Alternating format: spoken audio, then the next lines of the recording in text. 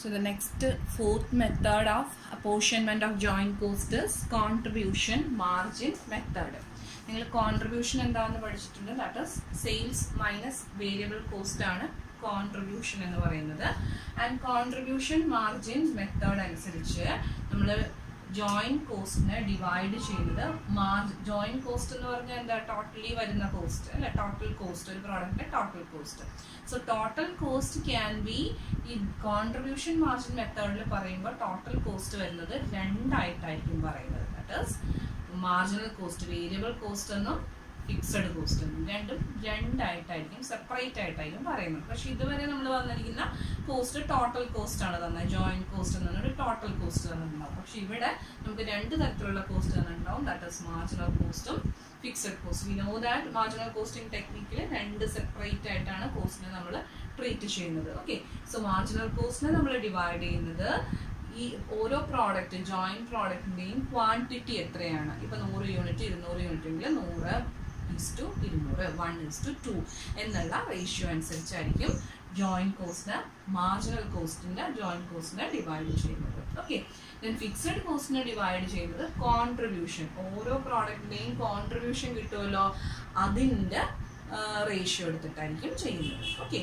So let me see how we can portion the joint cost of marginal cost and fixed cost. അപ്പോൾ sales നമുക്ക് അറിയാം, sales നമ്മൾ variable cost അല്ലെങ്കിൽ contribution statement അല്ലെങ്കിൽ profit statement നമ്മൾ prepare ചെയ്തിട്ടുണ്ട് marginal കോസ്റ്റിംഗിൽ. That is sales minus variable cost കിട്ടുന്നത് കോൺട്രിബ്യൂഷൻ ആണ്, ലെസ് ഫിക്സഡ് കോസ്റ്റ് കിട്ടുന്നത് പ്രോഫിറ്റ് ആയിരിക്കും. ഓക്കെ, സോ സെയിൽസ് എക്സ് എന്ന പ്രോഡക്റ്റ് ഉണ്ട്, വൈ എന്ന പ്രോഡക്റ്റ് ഉണ്ട്. നമുക്ക് സെയിൽസ് വാല്യൂ ആയിട്ട് തന്നിട്ടില്ല, പക്ഷേ യൂണിറ്റും ഓരോന്നിന്റെ റേറ്റും തന്നിട്ടുണ്ട്. ഓക്കെ, സോ യൂണിറ്റ് എത്രയാണ്, 800 units at the rate of ₹30. So sales value will be 24,000 and for Y it will be 12,000. Okay, and ഇതിൽ നിന്ന് എന്ത് ചെയ്യുക, marginal cost variable cost less ചെയ്യുക. മാർജിനൽ കോസ്റ്റ് എത്രയാണ് തന്നിരിക്കുന്നത്, 14,000. എനിക്ക് കാൽക്കുലേഷൻ നിങ്ങൾ ഈ കോളത്തിൽ കാണിച്ചാൽ മതി, സ്ഥലം ഇല്ലാത്തതുകൊണ്ട് ഇവിടെ കാണിച്ചിട്ടുണ്ടെന്നേ ഉള്ളൂ. സോ എക്സ് എത്രയാ, 14,000 ഇൻറ്റു ഏത് റേഷ്യോയിലാണ് മാർജിനൽ കോസ്റ്റ് ഡിവൈഡ് ചെയ്യുന്നത്, quantity of each products. Quantity എത്ര, 800:600, that is 8:6 എന്നുള്ള റേഷ്യോയിൽ നമുക്ക് ഡിവൈഡ് ചെയ്യാം. ഓക്കെ, അതിന് ഷോർട്ട് ടൈം ചെയ്യണമൊന്നുമില്ല. 14,000 ഇൻറ്റു 8/14 ചെയ്യുമ്പോൾ നമുക്ക് ഡയറക്ട്ലി 8,000 നമുക്ക് കിട്ടും. ആൻഡ് ഹിയർ ഇറ്റ് ഈസ് 6,000 കിട്ടും. ഓക്കെ, സോ ഇങ്ങനെ നമ്മൾ ഡിവൈഡ് ചെയ്യാം. ഡിവൈഡ് ചെയ്യുമ്പോൾ നമുക്ക് 6,000 മാർജിനൽ കോസ്റ്റ് എന്ന് പറഞ്ഞ് കിട്ടും.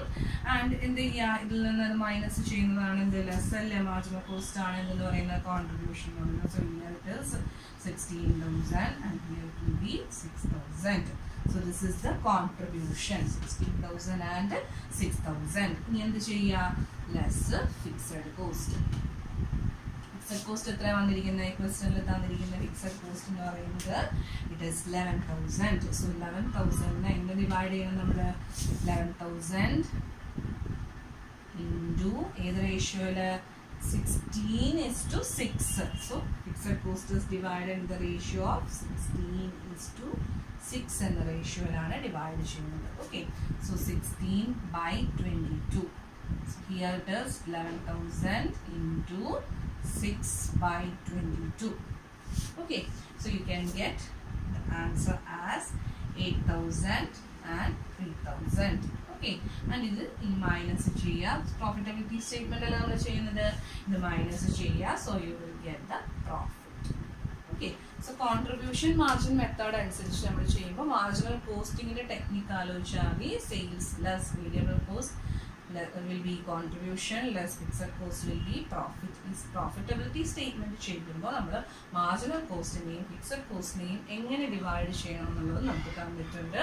മാർജിനൽ കോസ്റ്റ് ഓരോ പ്രോഡക്റ്റിൻ്റെയും ക്വാണ്ടിറ്റി അനുസരിച്ചും ഫിക്സഡ് കോസ്റ്റ് അതിൽ നിന്ന് കിട്ടിയിട്ടുള്ള കോൺട്രിബ്യൂഷൻ അനുസരിച്ചുമാണ് ഡിവൈഡ് ചെയ്യുന്നത്. ഓക്കെ.